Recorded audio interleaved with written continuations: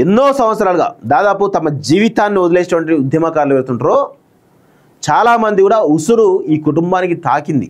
అందుకే రాజకీయంగా వాళ్ళందరూ వాళ్ళు కొట్టుకుంటా ఉన్నారు. ఇది మామూలు విషయంగా కర్మ సిద్ధాంతం ఏదైతుందో ఉంది కదా, ఆ కర్మ సిద్ధాంతం కేసీఆర్ను వెంటాడుతుంది.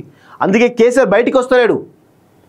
కేసీఆర్ ప్రతిరోజు కూడా కుమిలి చేస్తూ ఉన్నాడు. తను చేసినటువంటి తప్పులు ఏవైతే ఉన్నాయో, తెలంగాణకు తను చేసినటువంటి ద్రోహం ఏదైతుందో, తెలంగాణ ఉద్యమకారులకు అతను చేసినటువంటి ద్రోహం ఏదైతుందో కర్మ సిద్ధాంతం వెంటాడుతూ ఉంది.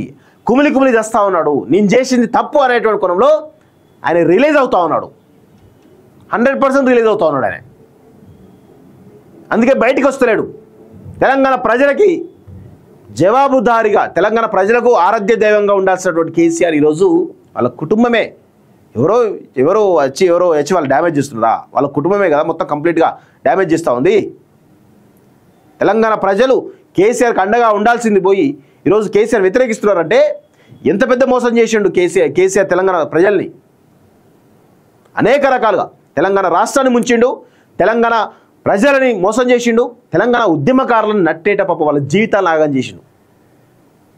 అనేక మంది, లక్షలాది మంది ఉద్యమకారులను ఈరోజు వాడుకొని వదిలేసిండు కేసీఆర్ వస్తే బాగుంటుందని అందరూ అనుకున్నారు. కానీ కేసీఆర్ వచ్చిన తర్వాత కుటుంబం మొత్తం కూడా ఏకమై ఏకఛత్రాధిపత్యం వచ్చింది. అది తెలంగాణ యొక్క ఏకఛత్రాధిపత్యంతో నడిపిండు. దాన్ని పగలగొట్టింది. ఆ యొక్క సామ్రాజ్యాన్ని మొత్తంగా చీల్చింది తెలంగాణ సమాజం. తెలంగాణ ఉద్యమ చైతన్యం పైన ఈరోజు ఎవరైనా అవకలు చేకలు పెరిగితే వాళ్ళకు పుట్టగతులు ఉండవు. కేసీఆర్కి పుట్టగతులు లేకుండా పోయినాయి.